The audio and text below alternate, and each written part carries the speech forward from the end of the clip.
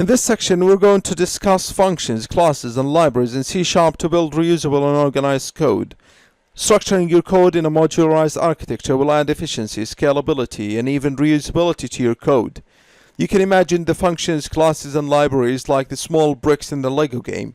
You can add to your creation, you can remove from your creation without demolishing the whole shape. You can also reuse these blocks or these bricks into another creation, or extend your creation by adding more bricks to them. This is exactly what we mean by modularized architecture. Each one of the bricks or the blocks is not of really a substantial value to the whole creation, but the combination of all of them will create your application nonetheless.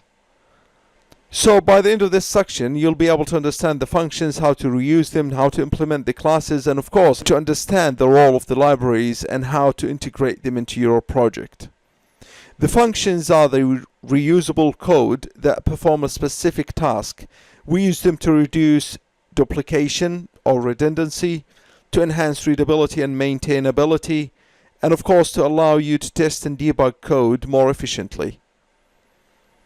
The classes are the blueprints for creating objects. They encapsulate data, which we call fields, and behaviors, which we call methods.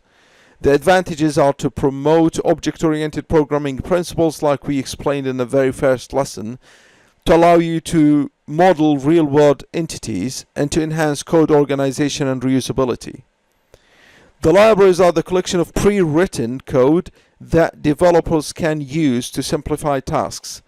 The advantages are to save development time by reusing existing functionality, providing robust and well-tested tools, and as an example for that is to use system.math, for example, or system.io, or newtonsoft.json, to use the square root, for example, or any of the mathematical equations or any of the mathematical functionalities, or to use the console.writeline and console.readline in system.io, or to use the JSON library in newtonsoft.json.